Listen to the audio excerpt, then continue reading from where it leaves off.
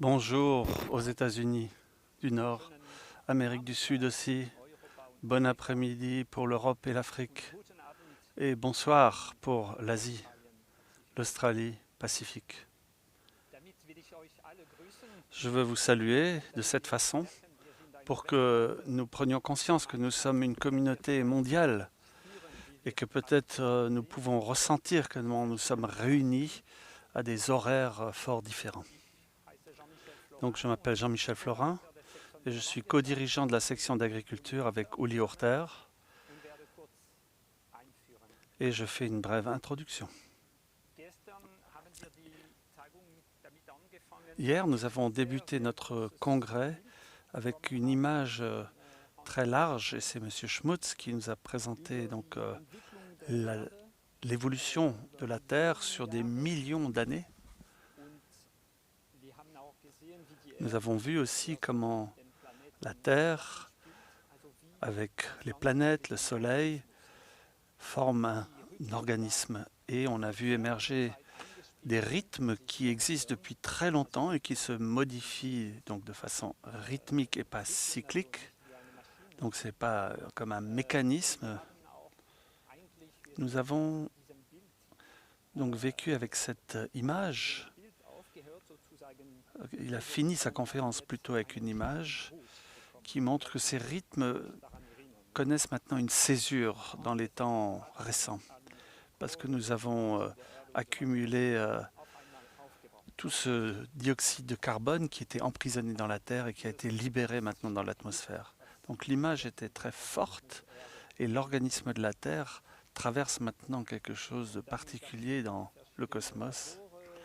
Il y a eu les groupes, les labos, des groupes de travail. Et ce matin, il y a eu une deuxième contribution plus terrestre et il y a eu deux conférences.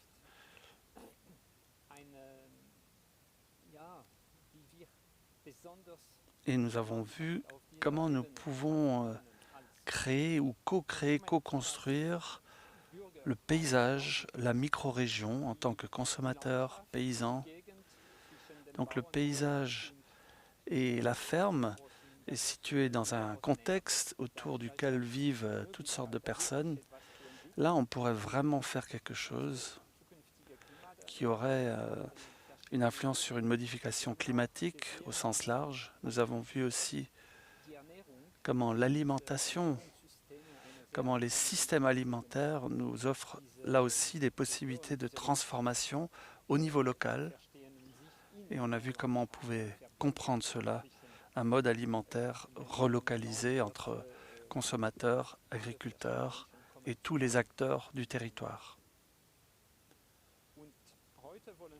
Aujourd'hui, maintenant, nous voulons faire un pas de plus avec mes deux collègues. La Terre est la substance de notre destin. On sent un thème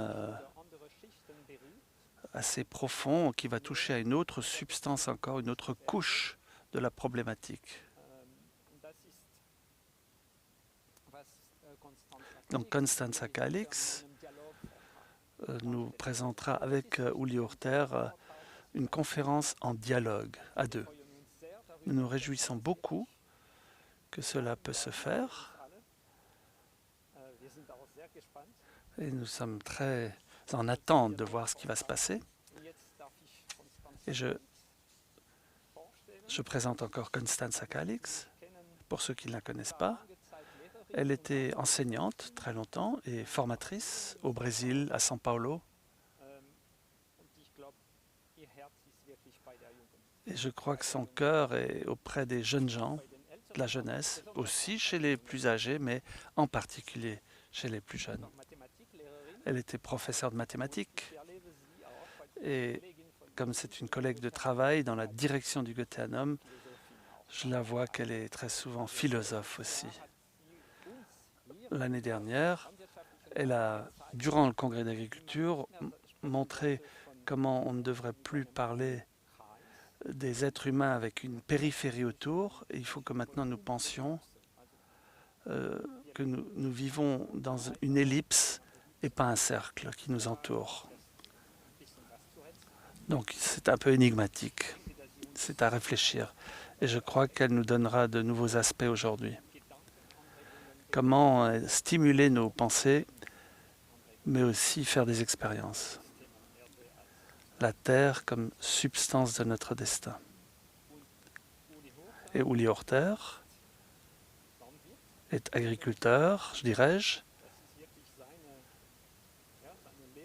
Ça a été sa tâche toute sa vie professionnelle. Pendant plus de 30 ans, il a été paysan, il s'est occupé d'animaux, de plantes, à Laubier, près de Neuchâtel, en Suisse. Lui apporte un tout autre regard dans ce dialogue. Donc on aura deux visions, deux regards croisés, de deux continents aussi. Et je crois qu'il y a un beau champ de tension très positif. Et on va voir ce qui va pouvoir naître de là, de ces polarités de vue. Et ça va se passer maintenant. Et encore une toute petite remarque, si pendant la conférence vous avez des questions, vous pouvez les noter dans le chat. Et ces questions sont rassemblées et à la fin du dialogue, certaines de ces questions pourront trouver une réponse par les intervenants. Merci beaucoup et tout de bon à vous pour votre expérimentation.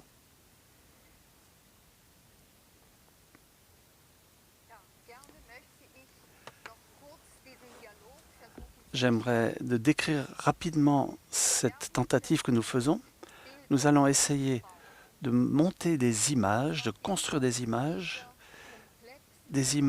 qui peuvent nourrir cette question complexe, respirer dans la crise climatique. C'est complexe parce que cela touche et englobe de nombreux domaines, le côté écologique, le côté social et le côté spirituel. Et nous allons donc regarder, à partir de ces trois domaines, ceux qui viennent sur Terre, les enfants, les jeunes, et celui qui travaille sur Terre, l'agriculteur, l'agricultrice. Nous montrerons aussi des photos d'un photographe brésilien, Sebastião Salgado,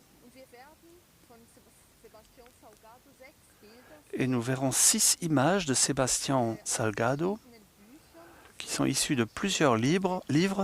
Vous verrez au bas des images où se trouvent ces photos. Et les premières photos viennent du livre qui s'appelle Genesis.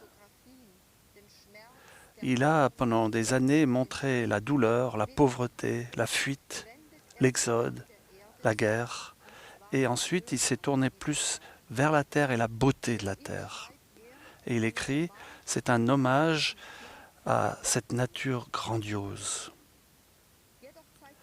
Mais il nous montre toujours la relation entre nature et être humain. Et par exemple, on va voir des hommes dans le livre Or, comment les chercheurs d'or dans les années 80 du siècle passé, comment ils creusent la terre avec leurs mains sur une colline au nord du Brésil, à Pará. Ils ont l'espoir de trouver de l'or. Et dans l'introduction au livre Exodus, où des êtres humains sont en fuite, il fait des portraits d'eux. Il écrit en 1999, « Le bien et le mal ne sont plus séparables aujourd'hui, parce que nous devons savoir ce qui se passe des deux côtés. » Ces photos nous montrent une partie de notre période contemporaine. Nous ne pouvons plus nous permettre de ne pas regarder vers là. Et je crois que c'est vraiment la thématique de fond.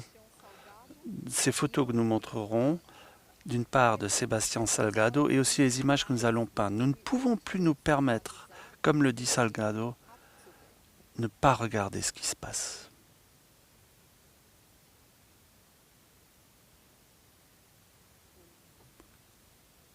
À toi, Uli. En tant que paysan, Je regarde vers le sol. Mon dos est courbé. Nous, paysans et paysannes, maraîchères, maraîchers, nous nous courbons, nous nous inclinons vers la terre. Nous sommes attentifs à ce qui se passe dans le sol. Nous travaillons pour le sol, avec le sol. Nous récoltons les fruits de cette terre. Il nous nourrit, nous apporte nos rendements. Et toute notre âme est tournée vers la terre. C'est notre métier. Et l'histoire de ce sol que je travaille est aussi mon histoire. Et des générations ont déjà travaillé avant moi. Que ce soit mes prédécesseurs de la famille ou des personnes à qui je suis lié par le fait que nous travaillons au même endroit. Ces lieux agricoles que nous avons entre nos mains nous demandent, exigent de nous de regarder, de nous incliner vers la terre, que nous regardions cette terre nourricière.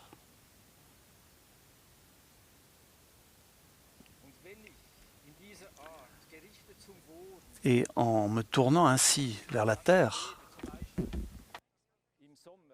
par exemple en été ou au printemps 2017, dès le mois d'avril, donc tôt dans l'année, dans nos contrées, normalement tout devrait être vert et humide. Il y avait déjà de la poussière lorsque les vaches allaient au pré, parce qu'il faisait déjà tellement sec. Le soleil ne chauffait plus simplement le sol au mois d'avril, mais brûlait littéralement la terre.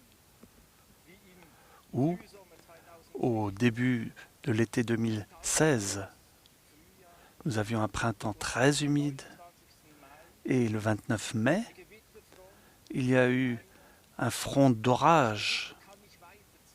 Cet orage stagnait au-dessus de nous, il tournait au-dessus de nous et il pleuvait des cordes. Le sol ne pouvait plus absorber toute cette eau dans mon champ de pommes de terre et j'ai vu la terre partir. C'était un choc. Ce sol que j'avais élaboré pendant des années, une partie de cette terre a été emportée par l'eau. Donc c'était comme une blessure ouverte dans le paysage, douloureux. Mais ce n'est plus exceptionnel, ce genre de phénomène. Partout où nous allons en voyage, en visite, nous voyons des expériences similaires avec les paysannes et les paysans dans le monde. Il y a 5 ans, certains se racontaient ce genre d'expérience et posaient la question, penses-tu que c'est le changement climatique qui provoque ça? En 2020, 2021, c'est clair la réponse. C'est le changement climatique. Il est là. Donc ce regard tourné vers la terre s'élève maintenant vers le haut. Quand il n'y a plus rien qui tombe du ciel, de pluie, ou trop, là nous levons les yeux vers le ciel. Parce qu'on voit que le rendement ne vient pas seulement de la terre, il vient aussi du ciel. Et nous devons apprendre. Nous devons apprendre par ces expériences, ces dégâts, de passer par un approfondissement de nos réflexions. Et nous devons réaliser que les images nous guident dans nos existences agricoles, que nous devons réviser les visions que nous avons. De nombreuses images ne correspondent plus à la réalité. L'ancienne image, c'était la plante pousse du bas vers le haut, s'enracine et pousse vers le ciel. J'essaye d'écrire une autre image. La plante pousse du haut vers le bas. Elle pousse du haut vers le bas. Je ne peux pas le voir. Mais si pas à pas, nous rentrons dans une telle compréhension, nous apprenons à grandir dans des telles représentations, la lumière, l'air, la chaleur. C'est ce que la plante peut boire. Elle boit la lumière. Là où elle a ses organes périphériques, elle grandit vraiment, elle se constitue physiquement vraiment grâce à la transformation de la lumière, du gaz carbonique. Elle l'intègre dans sa substance corporelle, des sucres se forment, pas en bas, en haut. Là où la plante est en contact avec le ciel le plus. Et ces substances sucrées, ces substances du ciel, elle les fait descendre ensuite dans ces canaux, dans les autres organes, jusque dans les racines. Et là aussi, elle ne reste pas à travers le chevelu racinaire. Une partie de ces substances sont excrétées dans la rhizosphère. Et là, elles éveillent la vie du sol. Et nous voyons dans cette image que le sol est vivifié de l'extérieur vers l'intérieur par la lumière, la chaleur transformée par la plante et que la plante rend après au sol. Des minéraux vont après être libérés, du calcium, de la potasse, des protéines, des substances azotées et avec le courant aqueux, le courant d'eau, il y a un courant inverse qui remonte dans la plante. Mais la plante pousse du haut vers le bas parce qu'elle est née par le ciel. Elle fait descendre le ciel sur la terre.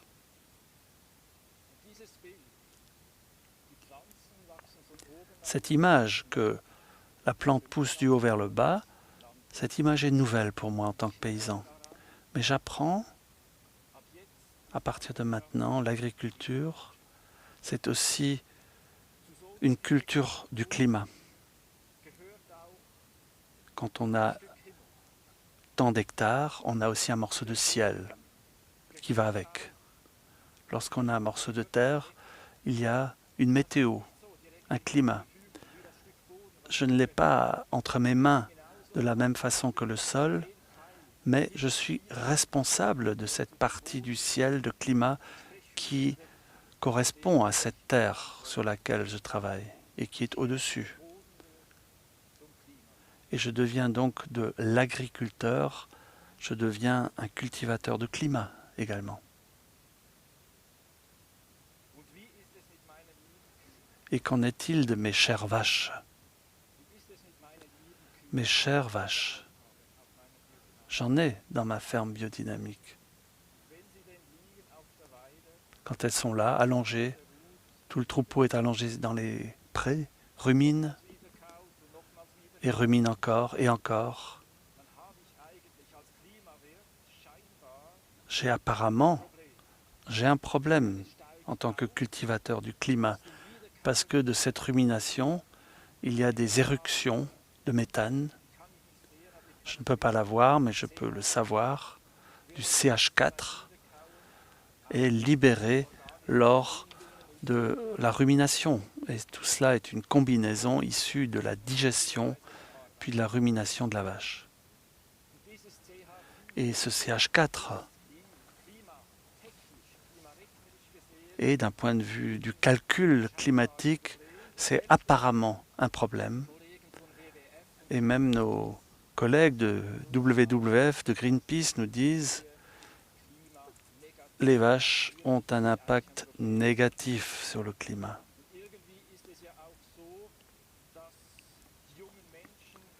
Et beaucoup de jeunes personnes sont véganes parce qu'elles ont entendu cela. Maintenant, je ne veux pas rentrer dans le calcul. Les normes actuelles, en tout cas, et qui sont intégrées dans les calculs des climatologues, nous avons un problème, mais nous voulons approfondir lors de ce congrès cette question, cette problématique, et il y a un groupe d'expertise qui travaille dimanche sur cette question, entre 2 et 3 heures l'après-midi, pour ceux qui sont intéressés. Maintenant, je quitte le terrain du calcul et je reviens à une compréhension plus imagée de ce qui se passe, ces nouvelles images que nous cherchons. Avec mon nouveau regard, je peux voir que cette vache lourde, ces vaches qui pèsent, ces animaux terrestres, sont en même temps aussi très légers. La vache porte dans sa panse immense toute cette substance que la plante a élaborée à partir du ciel.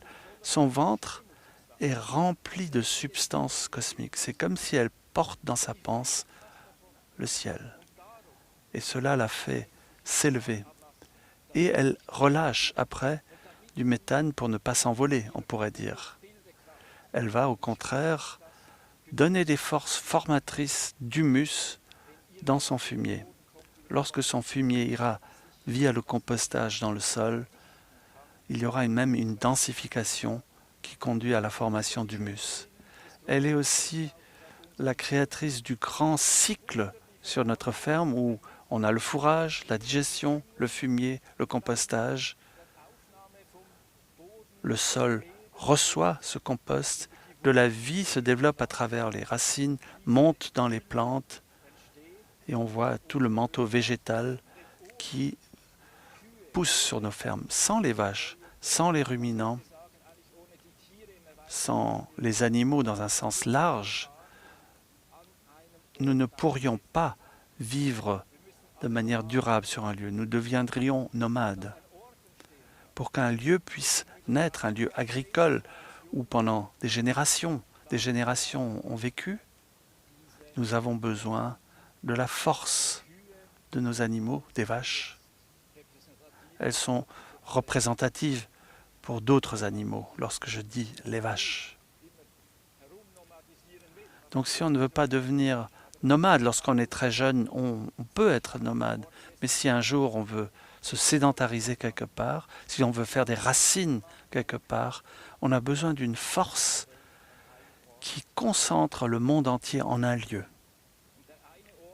Et un de ces lieux devient alors représentatif pour toute la terre. Et la vache est notre grande aide pour cela, parce qu'elle fait descendre tout le ciel en un point de la terre. Cela fait naître un nouveau lieu de vie, un lieu où je peux être je, où je peux être moi, parce que je suis porté par une enveloppe de vie.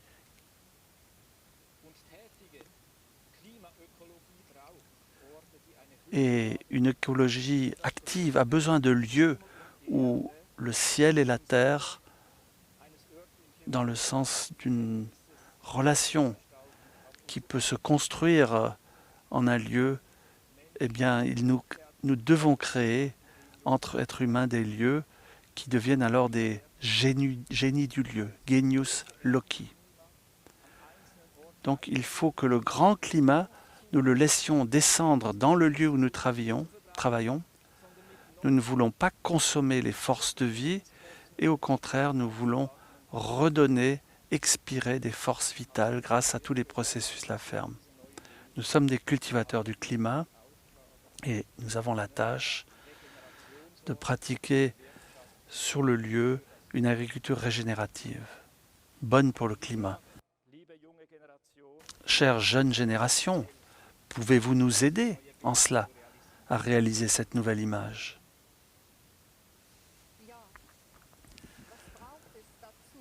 Que faut-il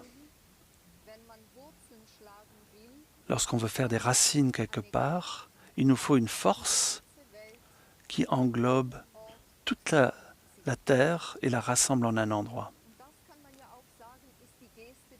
Et c'est le geste aussi de la naissance d'un être humain.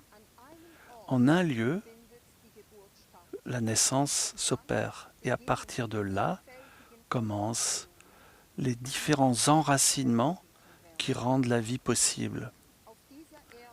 Sur cette terre, on trouve les conditions, il va falloir trouver les conditions pour exister, pour vivre. Ici, on voit un monde transformé par les êtres humains. Mon destin va s'inscrire dans ce morceau de terre. Et tu l'as déjà dit, nous avons dit la jeunesse qui depuis 2019 est devenue porte-parole de certaines revendications sur Terre. Est-ce que la Terre pourra encore me permettre à ce que j'inscrive ma destinée en elle? Y a-t-il encore des conditions pour que je puisse inscrire ma destinée, que chacun puisse le faire, que chacun qui naisse puisse le faire? Ces conditions sont des conditions pour l'épanouissement des potentialités, pour rendre possible ce que chacun apporte dans le monde lorsqu'il vient pour la transformer. Et cette venue dans le monde n'est possible pour chacun que s'il y a un soin d'environnement. Pour venir sur Terre, pour entrer dans l'existence, c'est entrer dans des conditions données. Et nous pouvons dire que venir sur Terre, lorsque quelqu'un naît, c'est un acte écologique. C'est lié à tout l'environnement. C'est lié aux lieux et aux personnes et avec tout ce qui rend possible les potentialités ou, au contraire, les entravera. Nous avons besoin d'une enveloppe, l'enveloppe de l'autre. Et cette enveloppe s'exprime par le fait que le petit enfant aimerait avoir confiance, aimerait expérimenter qu'il est voulu, que sa présence est voulue, qu'il est aimé, pour que la terre et que les humains qui l'entourent lui montrent qu'ils l'attendent. Et cet accueil de ceux qui viennent sur Terre est une tâche, un défi permanent de toute la société. Sommes-nous en mesure, en tant que société, aujourd'hui, de correspondre à ce défi, de le relever?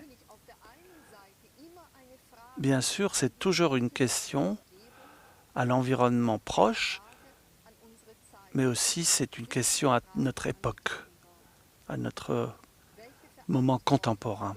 Quelle tâche et quelle responsabilité saisissons-nous lorsque ceux qui viennent sur Terre trouvent la force de devenir, que nous sommes là pour leur créer des conditions aussi, pour leur permettre de créer des choses qui n'ont jamais existé dans un monde où il y a déjà des choses existantes. Que le monde permette à l'enfant grandissant de tisser ce qu'il apporte là-dedans. Donc, éduquer, c'est toujours un champ de tension entre ce qui existe déjà et ce qui voudrait encore devenir. Et est-ce que s'inscrire ou inscrire le nouveau dans ce qui est déjà devenu peut se réaliser? Cela implique que nous qui sommes déjà sur Terre et qui soignons la Terre, permettons ou étendons une main à ceux qui viennent pour que ce qui n'a jamais encore été là puisse maintenant s'opérer, avoir lieu. Ce monde déjà devenu est pour le nouveau-né comme une enveloppe. C'est une enveloppe physique, c'est aussi une enveloppe d'âme, dès le début. Chaque être humain rencontre dès le début que nous devenons vraiment humains que dans la rencontre d'autres êtres humains. Enveloppe est toujours chaleur. C'est aussi dire oui à l'existence de l'autre. C'est toujours s'adonner avec amour à l'autre. Et c'est très concret. Elle s'adresse à chacun, chacun étant unique. Et aujourd'hui, des millions d'enfants ont faim. Des millions d'enfants n'ont pas pu aller et ne peuvent toujours pas aller à l'école parce qu'ils doivent travailler, ou parce que l'environnement ne le leur permet pas, ou peut-être parce qu'il n'y a pas d'école à l'endroit où ils habitent, et des millions d'enfants sont aussi en fuite, en exode, et beaucoup de jeunes n'ont pas cette enveloppe. Et créer de telles enveloppes, c'est une écologie globale finalement.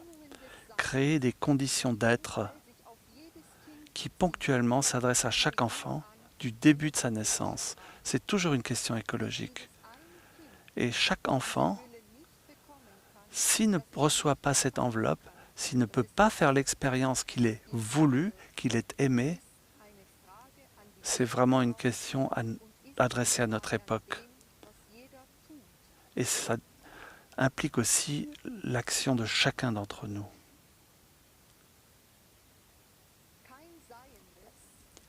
Rien de ce qui existe, je cite Hannah Arendt, rien d'existant qui apparaît n'existe que pour soi. Tout ce qui existe doit être perçu par quelqu'un. Ce n'est pas l'être humain qui vit sur cette planète, mais des êtres humains. La pluralité, c'est la loi de la Terre. Hannah Arendt, dans son livre « De la vie de l'esprit ». La pluralité est la loi de la Terre. Lorsque le nouveau-né grandit, il va arriver dans l'enfance, et maintenant, les conditions d'existence sont « je veux être perçu, je veux faire l'expérience d'être perçu par les autres ». L'enfant doit être vu et il apprendra alors à voir le monde. Il apprendra à regarder que ce monde est très riche, de plein de formes, de grande diversité. Tout ce qu'on peut se représenter en plantes, en animaux, en êtres humains. Tout cela vit dans ce monde. C'est un monde qui nous fait nous étonner dans sa diversité et son incroyable beauté et son ouverture constante à de nouvelles perspectives. Est-ce que nous pouvons nous étonner encore? Pouvons-nous encore assez nous étonner avec l'enfant à qui nous faisons découvrir le monde? Sommes-nous assez dans l'étonnement? Et apprenons-nous à partir de cet étonnement à nous lier à cette réalité pour qu'elle nous rappelle constamment à nous-mêmes que nous disions oui à ce monde, que nous voulons transformer ce monde. La crise climatique est maintenant mise au centre de notre existence. Est-ce que l'espace existera ou sera permis à ceux qui viennent sur Terre, aux enfants, sera encore possible?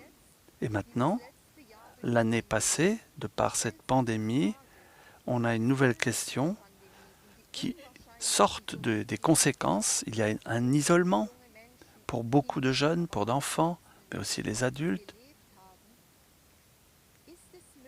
Est-ce qu'il est possible que les enfants se sentent perçus par nous? Est-ce qu'ils se sentent vus par nous? Est-ce qu'ils se sentent entendus par nous?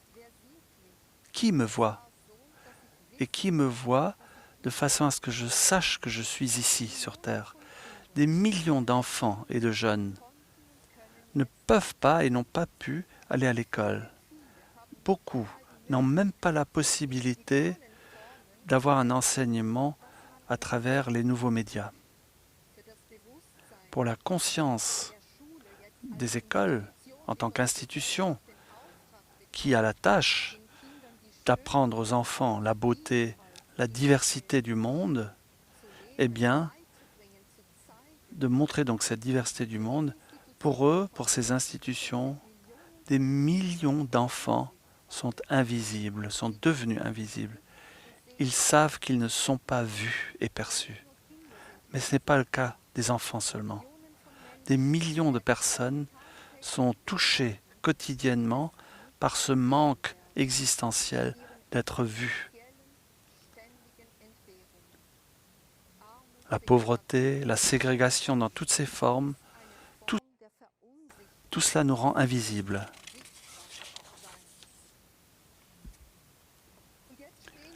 Et des jeunes se trouvent maintenant partout dans le monde devant un avenir avec peu d'espoir. les possibilités semblent très réduites pour leur avenir. Ils ne peuvent pas aller à l'école, on leur enlève la possibilité de se former, on leur enlève donc la possibilité de bâtir leur destinée. Ça leur rend cela beaucoup plus difficile. Ces êtres humains sont les premiers touchés par les catastrophes climatiques, les premiers touchés par l'absence d'école. Et toute l'humanité porte aujourd'hui cette destinée. Nous voyons par exemple cette année dans le rapport 2020 de l'UNESCO, on lit « C'était une année comme jamais ». La pandémie a apporté le dérangement le plus important de tous les systèmes d'éducation et au sommet de la crise, plus d'1,6 personnes apprenantes dans plus de 190 pays n'ont pas pu aller à l'école. André Auzulay, qui est la directrice de l'UNESCO, a dit en mars 2020, voilà ce qu'elle dit. Dans la situation actuelle, il nous faut une coalition mondiale pour l'éducation dans laquelle il y aura de l'innovation, du partenariat et de la solidarité. C'est incontournable. L'éducation est une question sociale. C'est une question posée à la société. Et il y a 100 ans, Rudolf Steiner avait pris cela comme point de départ pour son impulsion pédagogique. C'est-à-dire, rentrer dans la grande diversité du monde, c'est une question posée à la société. La société doit porter la responsabilité de cela pour que chaque être humain se sent perçu. Si ça n'a pas lieu, alors la respiration s'arrête.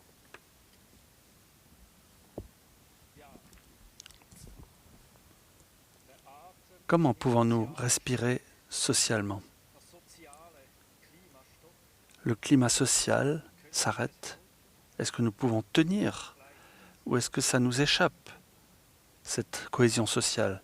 Justement, entre les plus âgés et les plus jeunes générations, je suis un paysan plus âgé maintenant, et j'ai de la sympathie pour la jeunesse qui se préoccupe du climat. Mais quand j'écoute de plus près, j'entends il y a une nécessité d'ultimatum pour prendre des mesures d'urgence contre l'effondrement climatique. La science l'a prouvé. C'est de cette façon que parle Greta Thunberg et beaucoup d'autres.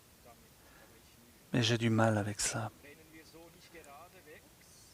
Est-ce que ce n'est pas la meilleure façon de courir vers un effondrement social? Est-ce que nous devons violer le social climat pour sauver le climat écologique? Je sais, le climat écologique ne peut pas attendre, mais le climat social est aussi très fragile. Chacun est un monde en soi, chaque groupe a ses priorités, chacun veut avoir raison. Comment nous pouvons accepter cette diversité, protéger, favoriser et en même temps vouloir ensemble? Parce que c'est une exigence du temps. C'est une vraie question, je n'ai pas la réponse, mais je sais, peut-être de mon expérience de paysan plus âgé, que dans le social, il faut toujours pouvoir respirer. Il faut inspirer, expirer. Écouter, parler. Prendre, donner. Signifie moi et toi. Chacun doit pouvoir respirer. Mais l'air que nous respirons est le même, c'est un air commun. Nous pouvons apprendre à vouloir ensemble en tant qu'humains et humanité de telle façon qu'une respiration sociale ne s'arrête pas. Elle doit être possible. Tu dis, Constanza, chacun doit être vu, perçu. Pour les enfants, c'est l'école de formation sociale. C'est un lieu qui, au-delà de la famille, la société dit, voilà, tu es là, bienvenue, enfant humain, nous te voyons, tu fais partie de nous. Et souvent, l'école est aussi le lieu C'est là où souvent, pour beaucoup, il y a un repas chaud par jour.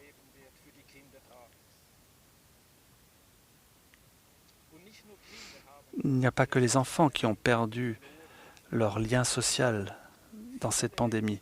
Beaucoup d'êtres humains ont perdu leur maison. J'ai été bouleversé au printemps dernier de voir les images venant d'Inde, où des millions des personnes, des travailleurs, ont été poussés sur les routes. Ces grandes villes tentaculaires, avec une économie débridée, à cause de ce lockdown, ont été comme expulsés, crachés hors de la ville. Ils cherchent tous les jours un nouveau travail. Ils sont en fait ces masses de travailleurs qui vivent dans les cities. C'est eux qui rendent normalement possible la vie de ces grandes villes. Ils sont prêts à changer de métier chaque jour, sans avoir de contrat de travail. Et puis arrive le lockdown, et ces personnes sont comme expulsées du système. Ils sont assis là, ils n'ont plus de revenus, le soir ils n'ont pas de repas, et ils ont envie de revenir dans les villages qui sont loin de la ville, là d'où ils viennent, là d'où ils sont partis.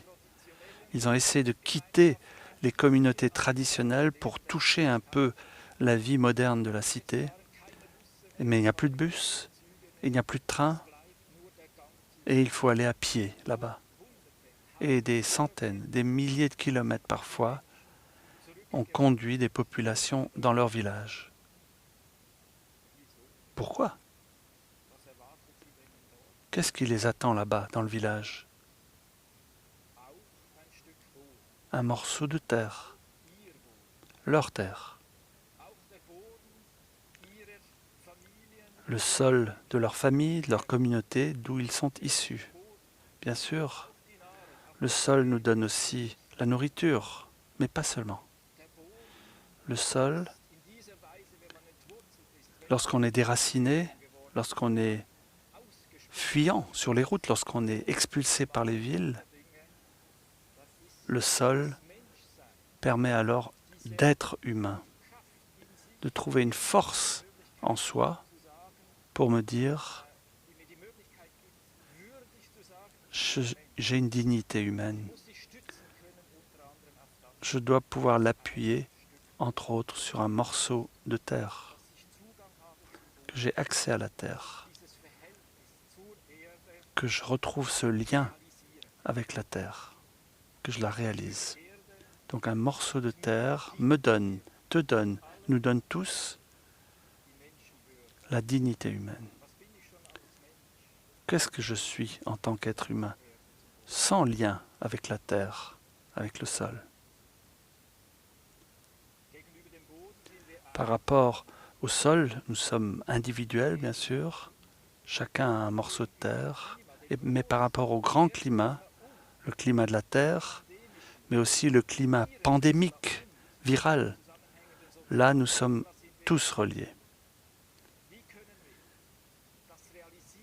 Comment réaliser cela dans la vie sociale, être à la fois individu et communauté? La nourriture vient de la terre d'un côté, mais cette nourriture vient aussi du ciel, comme je l'ai dit tout à l'heure. C'est un don du ciel, un cadeau d'un climat sain. Et pour le climat, nous sommes tous co-responsables. En commun signifie tous ensemble. Est-ce que nous en sommes capables? Est-ce que nous trouvons cette volonté commune? Nous avons besoin d'un nouveau contrat social, comme l'a dit Jean-Jacques Rousseau. Contrat social, ça a été exprimé avant la Révolution française par Rousseau. Il avait écrit cela par rapport à l'ancien monde. Il cherchait à ce que l'on développe une volonté commune sociale de tous pour tous. Un contrat social de tous pour tous. Nous avons besoin d'un nouveau contrat social qui dépasse toutes les régions de la Terre. Pour le climat, nous devons le faire. Mais la nourriture vient du sol. Nous ne sommes pas égaux aujourd'hui vis-à-vis du sol. Les uns ont du sol, d'autres n'en ont pas. Certains ont beaucoup de sol, d'autres en ont très peu. Certains ont très bonnes terres, d'autres ont des terres pauvres. Comme par rapport au climat, nous sommes égaux, mais vis-à-vis du sol, nous sommes tous différents. Entre ciel et terre, entre climat et sol, c'est là où la nourriture se forme. Mais cette nourriture ne pousse pas pour tous. Elle pousse pour chacun. Car nous sommes individus vis-à-vis de la nourriture. Ce que je mange, un autre ne peut pas le manger. Lorsque j'ai mangé une pomme, la pomme a disparu. Un autre ne peut pas la manger. Mais toutes les pommes poussent et mûrissent sous le même ciel, sous le même climat. Donc, d'un point de vue social, nous avons besoin d'un nouveau souffle, d'une nouvelle respiration entre l'endroit où nous sommes différenciés et l'endroit où nous sommes égaux, là où nous portons le même destin terrestre.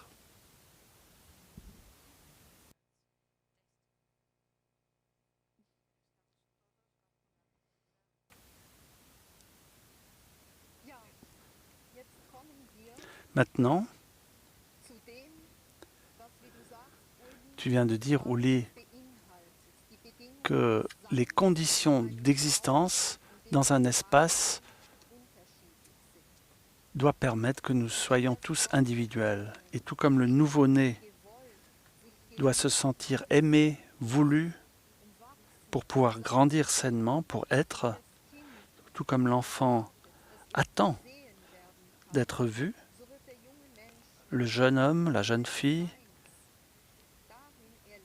va faire l'expérience des conditions de son existence lorsqu'il se sait, ou qu'elle se sait elle aussi, reconnue.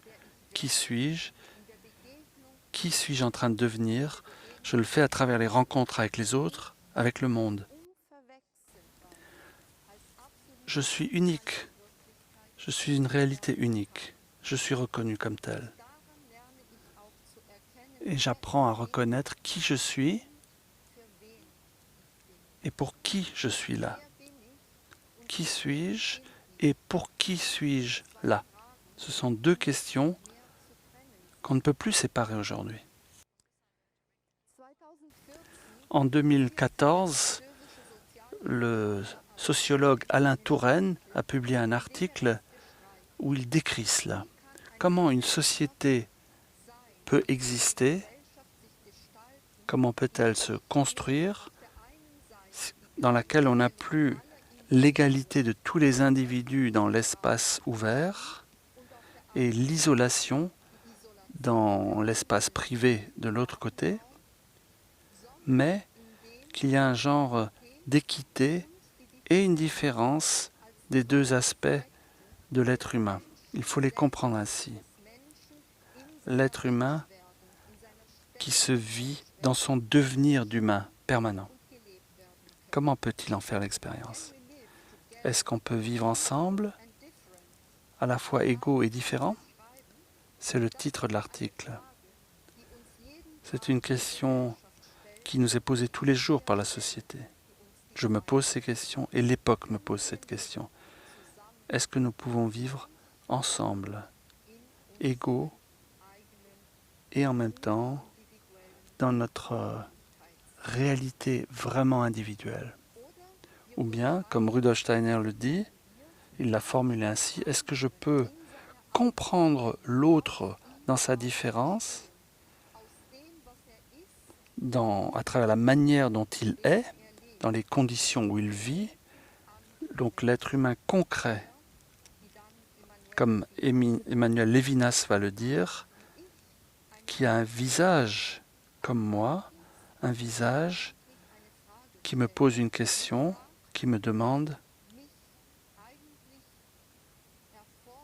Ce visage m'exige même de prendre sur moi la tâche de le penser avec moi, de ne pas le laisser. Je dois l'emmener avec moi. L'autre qui incarne un présent dans le monde, comme moi aussi, je suis un présent dans ce monde. Et de cette présence réciproque, que j'apprenne à répondre à la question de l'autre et à prendre aussi ce présent en moi. Donc j'apprends à trouver une relation avec moi, à l'aménager en saisissant le fait que d'autres font comme moi. Et ça ne suffit plus que je sois affairé à réfléchir sur moi-même. Je dois prendre conscience qu'il existe les autres, la terre, la nature, et le présent me pose des questions. Et dans chaque geste, dans chaque acte, j'ai ce défi d'emmener avec moi quelque chose qui n'est pas encore en moi. Donc c'est un élément tiers.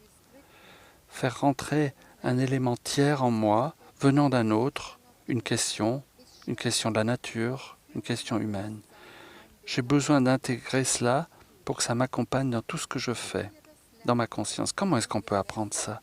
Est-ce qu'on peut apprendre dans nos actions à intégrer cette réalité du tiers?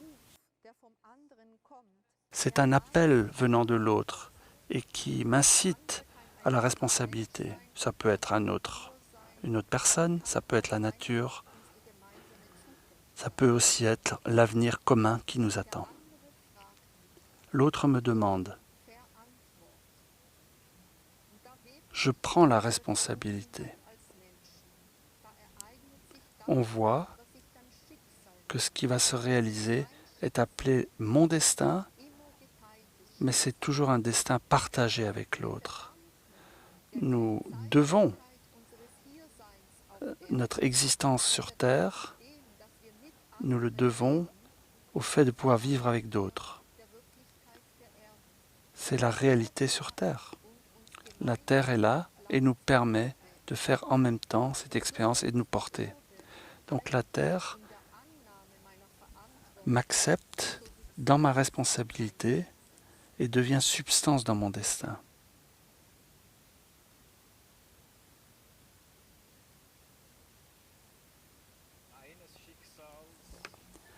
Mon destin, notre destin, dans l'image 6 qui s'appelle la Terre a besoin de l'empreinte de mon pied. Donc j'essaie de saisir à nouveau ce point. Nous vivons aussi dans un climat spirituel et culturel en plus du climat social et écologique. Notre culture est bâtie et construite à partir du jeu aujourd'hui, de l'individu. Le jeu, c'est le terrain solide sur lequel je regarde le monde. Lorsque je regarde vers la terre en tant que paysan, nous sommes peut-être tous un peu plus paysans que nous le pensons. Donc c'est un centre solide à partir duquel je peux agir, je peux sentir, je peux penser dans le monde. Et lorsque mon regard s'élève maintenant dans l'horizontalité, je vois alors les étendues sociales, je vais rencontrer les autres. Ce point central est toujours là, mais j'inspire, expire, un rapport moi-toi rend mobile ce point central, tout dépend dans quelles conditions sociales je me trouve. Et si maintenant mon regard s'élève de l'horizontalité vers les hauteurs, est-ce que mon je ne se perd pas alors? Ce qui me portait jusqu'à présent ne se perd-il pas, ce point de vue? Est-ce que je perds mon je lorsque je regarde vers le haut? Et pas simplement d'ici vers le ciel, mais lorsque j'essaie avec ma conscience de monter dans les hauteurs, dans l'atmosphère,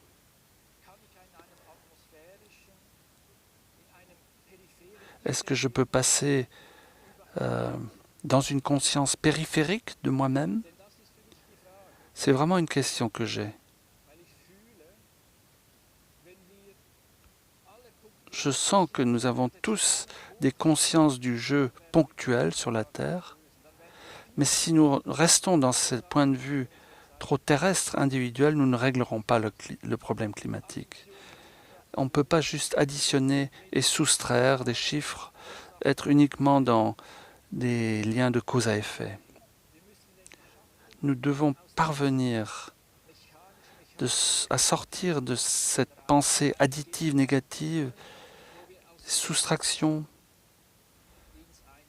Il faut rentrer dans une nouvelle conscience. Nous devons penser autrement, sentir autrement et vouloir autrement. Hier, c'est ce que Hans-Ulrich Schmutz nous a dit à la fin de sa conférence, lorsqu'il nous a emmenés à travers son voyage dans le temps et l'espace. Refaisons ce chemin rapidement. Le regard se lève du sol jusqu'à l'épi de céréales. Cet épi est porté par une tige de paille.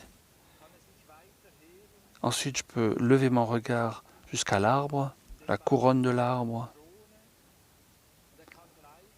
Et je peux aller autour des cimes des arbres et m'élever encore sur les collines et finalement sur les cimes des hauteurs des montagnes. Et ce regard peut encore s'élever dans les nuages lourds de pluie ou alors vers les nuages stratosphériques jusqu'au bleu du ciel qui m'entoure, qui m'enveloppe, où soleil alterne avec la lune, Vénus. Et mon regard peut encore s'élever plus, jusqu'à Saturne.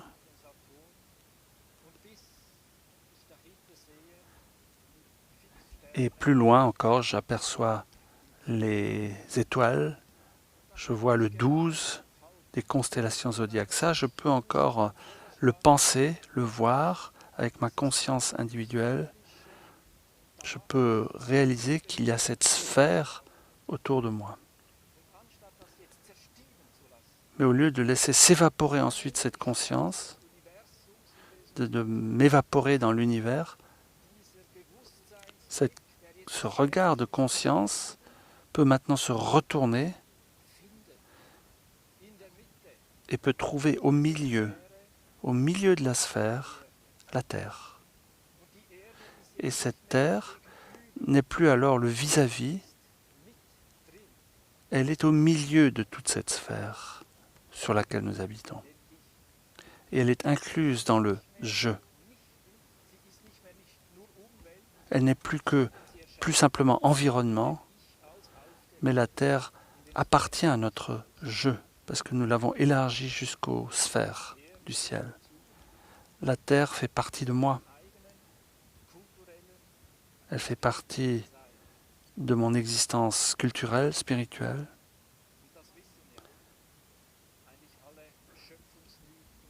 Tous les mythes fondateurs de la Terre ont parlé de ça. Chères paysannes, chers paysans. Et nous savons que cette façon de voir ancienne, nous rencontrons dans ces mythes toutes les personnes qui ont rendu la terre fertile avant nous, qui sont maintenant défuntes. Ce regard dans le passé, regarder à partir des sphères à tous celles et ceux qui nous ont précédés, il peut être compensé ce regard par un regard vers l'avenir. Là où nous sommes aussi en dialogue de conscience avec tous ceux qui vont venir sur la Terre, qui vont être des enfants de la Terre, dont a parlé Constanza. La Terre concrète, avec le sol, avec les plantes, les animaux et son climat. Tout cela fait partie de mon jeu, de ton jeu et du jeu de tous les êtres humains. Elle n'est pas moi. Elle est aussi moi. Et à partir de cette conscience, elle ne dit pas « Jeune gens, je ne veux pas ton empreinte de pied ». Cette terre appelle et dit « J'attends votre empreinte du pied et ton empreinte du pied ». Et ma réponse peut alors être, en écho à l'appel de la terre, je veux marcher sur la terre, je veux donner ma contribution pour un avenir en commun. Et je finis avec le titre « La terre est la substance de notre destin ».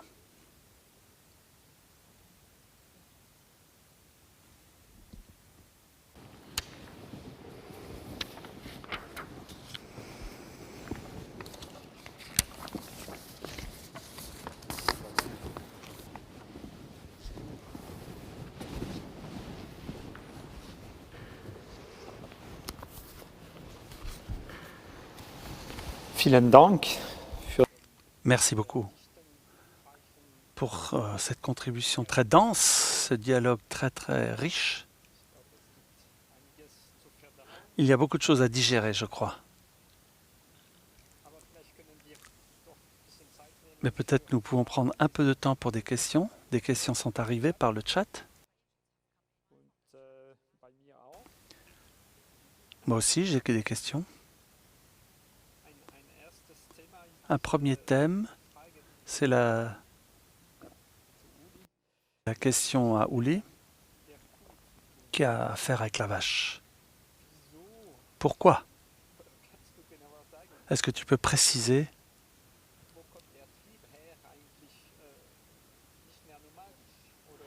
D'où vient cette pulsion de ne plus être nomade et faire des racines? Tu as dit que les vaches nous ont aidés à cela. Est-ce que tu peux dire quelque chose là-dessus? D'où vient cette pulsion des vaches? Ça fait quelques milliers d'années. Je n'ai pas une réponse. J'ai oublié un peu depuis. D'où vient cette pulsion? Mais je vais le dire très banal. C'est magnifique d'être paysanne, paysan. Même si on courbe son dos, même si on regarde la terre,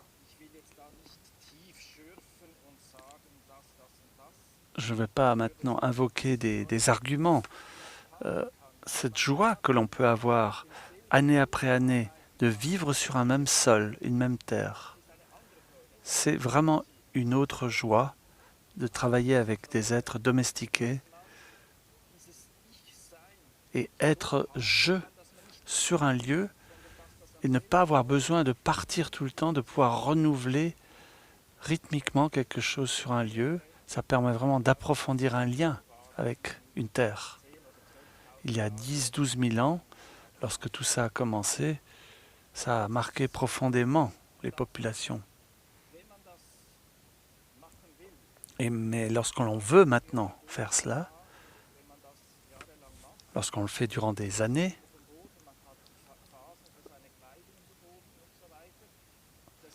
lorsqu'on a vraiment travaillé cette terre, on ne doit pas prendre plus de la terre que ce qu'elle peut donner.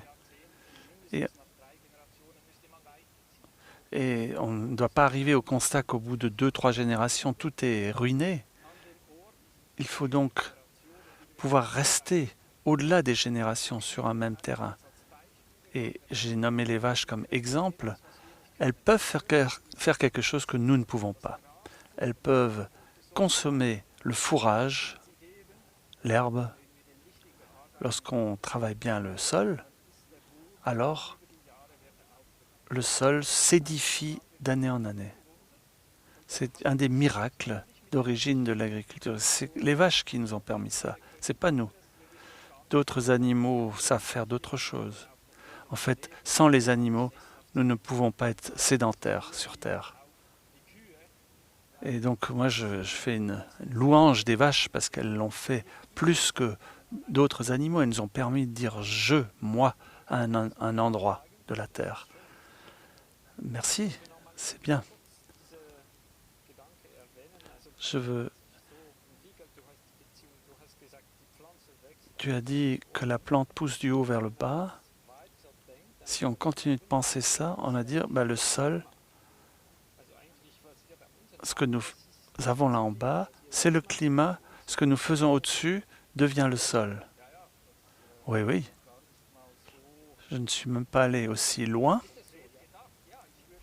Oui, je crois que c'est ainsi qu'on peut le dire comme ça. Nous devons apprendre à rentrer dans un nouveau geste à partir d'images qui nous font comprendre ce qui se passe. Le sol et le climat condensé.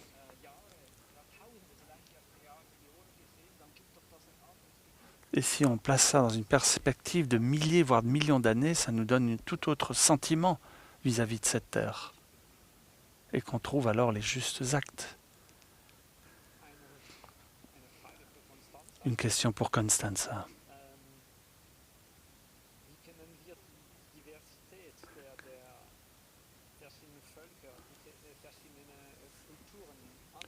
Comment pouvons-nous reconnaître mieux les différentes cultures, cette grande diversité? Tu as dit c'est nécessaire, là, cette diversité. Comment est-ce qu'on peut mieux le reconnaître et le connaître? Bien sûr, c'est une grande question, très complexe. Je réponds brièvement à un aspect. La diversité est toujours donnée dans un pays, dans un peuple, dans une famille. Vu de l'extérieur, nous généralisons beaucoup trop que, en fait, partout il y a de la diversité. Hannah Arendt dit la diversité, la pluralité, c'est la loi de la Terre.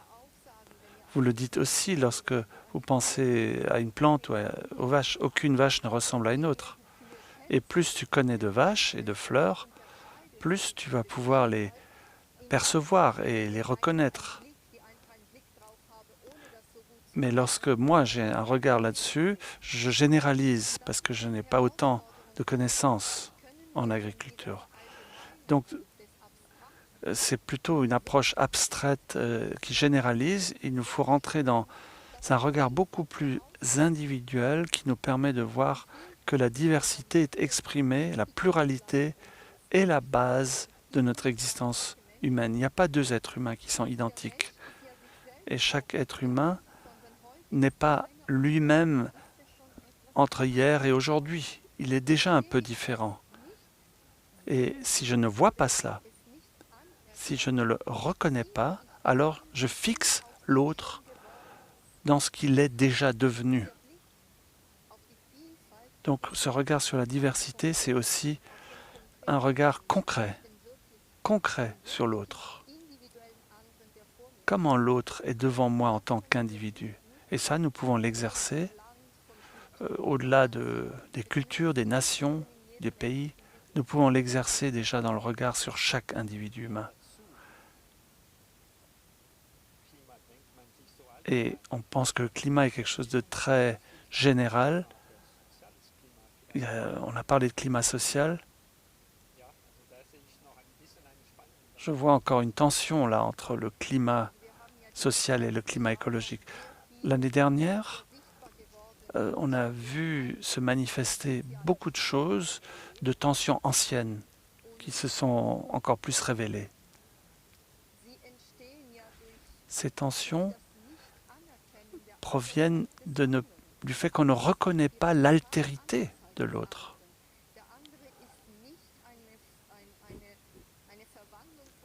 L'autre n'est pas une transformation de moi-même ou un élargissement de moi-même. Il rentre dans mon existence à moi et il est différent. Et je dois dire c'est un autre dans sa façon d'être. Et comme cela me gratte un petit peu de reconnaître cette autre réalité, ça fait naître alors le rejet, la ségrégation, la distanciation. Et ça conduit aux questions de climat social. Et finalement, c'est toujours la question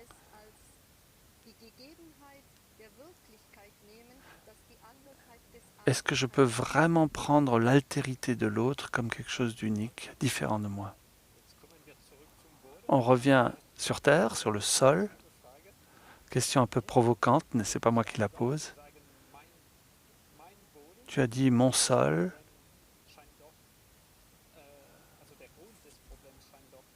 Est-ce qu'il n'y a pas un problème avec le fait d'avoir la terre en propriété? Et je dis mon sol, mais c'est peut-être pas mon sol. Merci pour la question. Quand je dis mon sol, ça contient plusieurs choses. Bien sûr, il y a le droit romain de la propriété. C'est à moi, c'est écrit dans un livre. Voilà les pierres angulaires, les bornes. Et je dis c'est ma terre. Mais moi, je pensais à un autre ma terre. Ma terre, c'est là où je travaille et je suis responsable. Que ce soit ma propriété, que ce soit loué, ça c'est pas aussi important, ça ne joue pas de rôle. Lorsque j'ai un pré, un terrain, un jardin, et ces lieux ont besoin de soins, et ont besoin d'une personne ou d'un groupe de personnes qui disent ce n'est pas un endroit sauvage, c'est un endroit de culture, et cet endroit de culture a besoin chaque année de soins. Et nous ne pouvons pas redistribuer tous les ans les terres. Si je vois comment une terre évolue, j'ai besoin d'y être un certain temps, 20 ans, 25 ans, 30 ans. Et on a juste réussi un tout petit peu, peut-être, à faire quelque chose et il faut déjà la transmettre à la génération suivante. C'est la nature même du sol qu'il faut une génération pour imprimer quelque chose et finalement on voit que c'est transgénérationnel. Et c'est dans ce sens que j'ai dit mon sol. Et je ne voulais pas dire mon sol parce que ce n'est pas le tien, je voulais dire mon sol parce que j'ai la responsabilité de ce sol. Je n'exclus pas les autres. Voilà, c'était pour ne pas rompre un travail de soin au-delà des générations. Je visite beaucoup de fermes et je sens bien ce que tu dis là, je vois ça. Il y a un grand sens de la responsabilité pour la terre.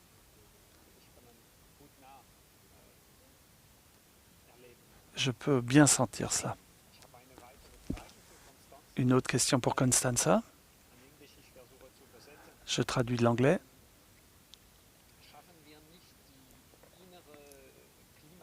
Est-ce que nous ne créons pas la crise climatique dans le fait que nous ne nous lions pas vraiment à la réalité, que nous vivons dans des abstractions? Peut-être que la réponse est dans la question, mais je veux quand même te la poser. Je suis d'accord. Je peux dire oui, je suis d'accord.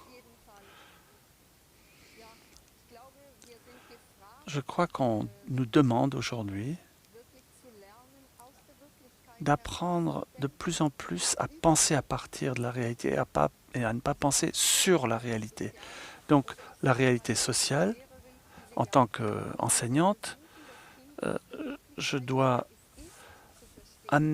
essayer de comprendre l'enfant dans la réalité où il est et pas voir l'enfant comme une expression de ce que c'est l'enfant, de manière abstraite. Mais nous avons oublié de regarder concrètement et de penser à partir de là. Nous avons désappris, ou on pourrait dire nous avons appris à penser abstraitement sur la réalité, au lieu de partir de la réalité et d'élaborer des pensées. Ensuite, c'est une grande tâche maintenant. Qui peut vraiment penser, par exemple, avec un enfant, sa spécificité, ce qui est unique, et penser cette réalité-là de cet enfant? C'est donc un vrai défi. Je dois donc me tourner toujours de façon renouvelée, tenter de me tourner vers l'enfant, de m'adonner aussi à l'être de l'enfant, et aussi d'avoir une réflexion pour voir si je suis encore auprès de l'enfant ou si je suis de nouveau dans mes représentations sur l'enfant. Maintenant, j'ai compris l'ellipse.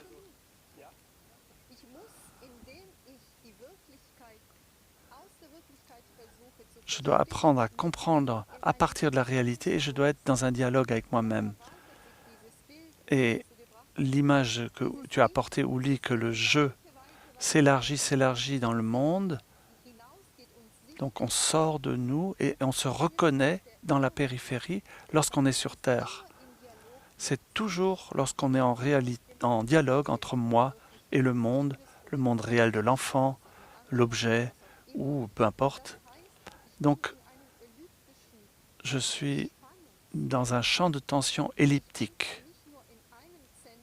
Je ne suis pas que dans mon centre, moi-même. Bien sûr, je suis dans un des points importants de l'ellipse, mais j'ai aussi en conscience que je dois me penser en relation avec ce que je suis en train de rencontrer. Et ça crée alors un tout autre environnement. Ça crée de toutes nouvelles possibilités de former une enveloppe. Merci beaucoup.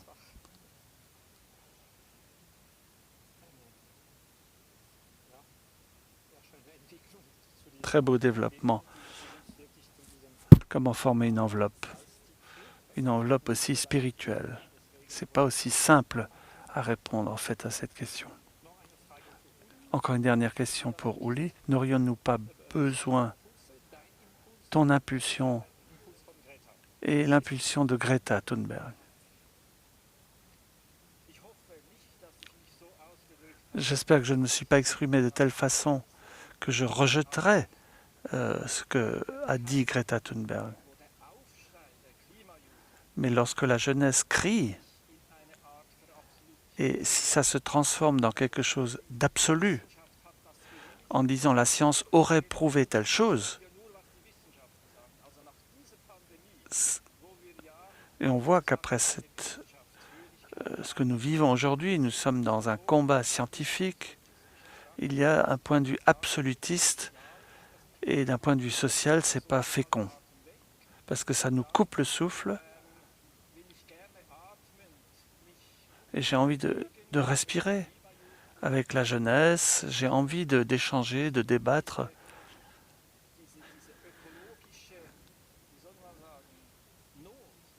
Mais les défis écologiques que nous les voyons, si nous devons payer le prix de la résolution de ces problèmes par une crise sociale majeure, on ne pourra pas y arriver. Et je crois que toute cette histoire de Covid et de pandémie nous apprend beaucoup. On a vu que ça a repoussé un peu les défis climatiques, écologiques à l'arrière-plan, mais nous sommes en train d'apprendre beaucoup et j'espère que nous apprendrons que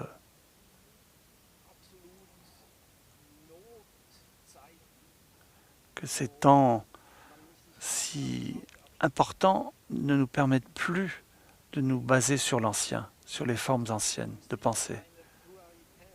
Et si nous incluons une diversité, une pluralité pour essayer de travailler de jour en jour et pas n'écouter qu'un seul expert de manière unilatérale, que l'on emmène toute une panoplie d'experts, des experts du social, des experts de l'alimentation, de la psychologie, des sociologues, alors nous apprendrons beaucoup si nous faisons ça. Et tout ça nous aidera à mieux surmonter tous ces défis climatiques, sociaux, etc.